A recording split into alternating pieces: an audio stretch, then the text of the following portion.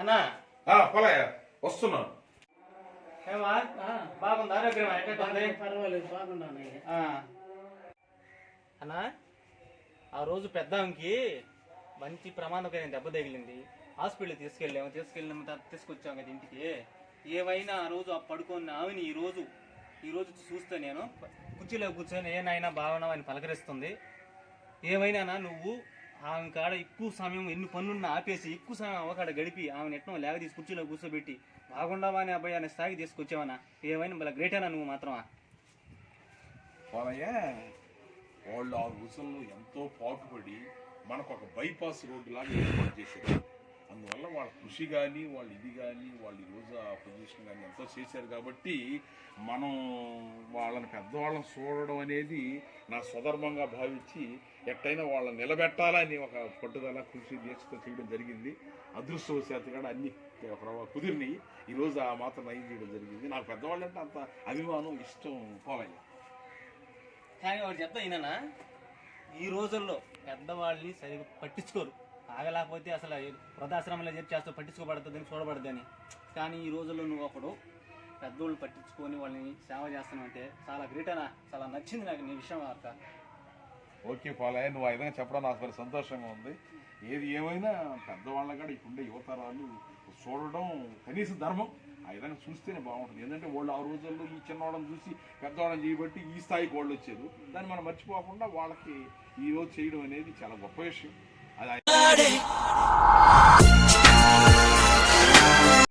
నమస్కారం మల్లికార్జున గారు. నమస్కారం. ఎవరు మీరు? ఏ పని మీద వచ్చారు? నేను మంగళవారపేటలో కూర్చోండి. ఓకే, థ్యాంక్ యూ అండి. చెప్పండి.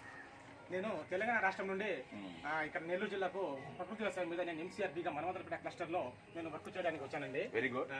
ఓకే, ఇక్కడ యాదగిరి మల్లికార్జున ఒక రైతు మీరు రాష్ట్ర ప్రభుత్వాల దగ్గర ప్రకృతి వ్యవసాయం మీద వ్యవసాయ పరంగా కొన్ని అవార్డులు తీసుకున్నారు. మాకు కొద్దిగా ఇన్ఫర్మేషన్ వచ్చిందండి. దాని గురించి మీకు కొద్దిగా మీ దగ్గర ఎంక్వైరీ తీసుకుందాం, ఎలా చేస్తున్నారు ఏందనేది తెలియదు తెలుసుకోవడానికి వచ్చానండి. నేను మీరు రావడం నాకు సంతోషం. చాలా మంచిదండి. అంటే మీరు ప్రకృతి వ్యవసాయం చేస్తున్నారు కదా, గత సంవత్సరాల నుంచి చేస్తున్నారు అని చెప్పారు. అవార్డు వచ్చిందని తెలుసుకున్నాను నేను. మీరు ఎలా చేస్తున్నారు? దీనివల్ల మీకు చేయడం వల్ల మీ ఆరోగ్యం పరంగా ఎలా ఉంది? ఇది చేయడం వల్ల మంచిదా లేకుంటే నష్టపోతున్నామా? అంటే దీనికి రసాయన వ్యవసాయం మీద ఈ ప్రకృతి వ్యవసాయం మీద మీకు ఖర్చులు కూడా చూస్తున్నారు కదా, దీనికి దానికి డిఫరెంట్ ఏమైనా ఉందా?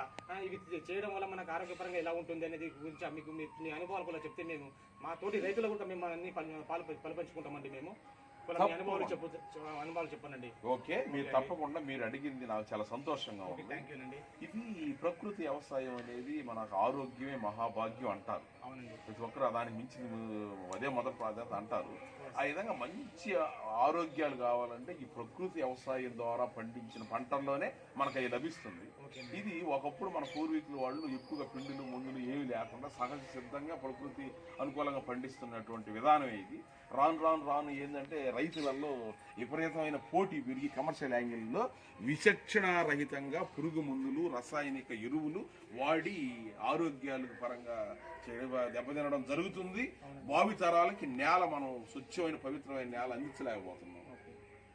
ఇలాంటి పరిస్థితుల్లో ఇప్పుడున్న ప్రస్తుత కాలంలో ఈ ప్రకృతి వ్యవసాయం చేయడం అనేది దీంట్లో ఎక్కువ మంది రైతులు వచ్చి ఎక్కువ మంది పెరగడం కూడా మనకు అవసరం. అది అన్ని విషయాలుగా మన దేశానికి కూడా శ్రేయస్కరంగా నేను భావిస్తున్నాను. మెయిన్ పాయింట్ ఏమిటంటే తొలి ఇదిలో అందరికి కొత్తగా ఇదేదో చాలా అపోహలు ఉన్నాయి. దీని మీద పోతే ఒళ్ళు దిగుబడులు తగ్గుతాయి అని చెప్పుకుని నష్టాలని.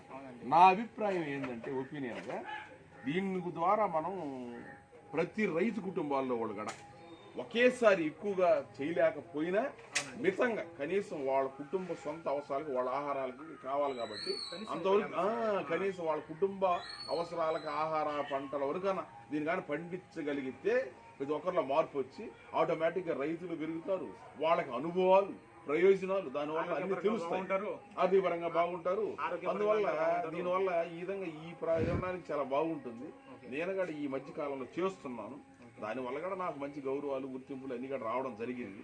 మన జిల్లా వ్యవసాయ శాఖ వారు కానీ రాష్ట్ర వ్యవసాయ శాఖ వారు కానీ అన్ని రకాల రాష్ట్ర ప్రభుత్వాలు ఉన్నప్పుడు కానీ నాకు ఆ గౌరవాలు ఆ అవార్డులు కూడా రావడం జరిగింది.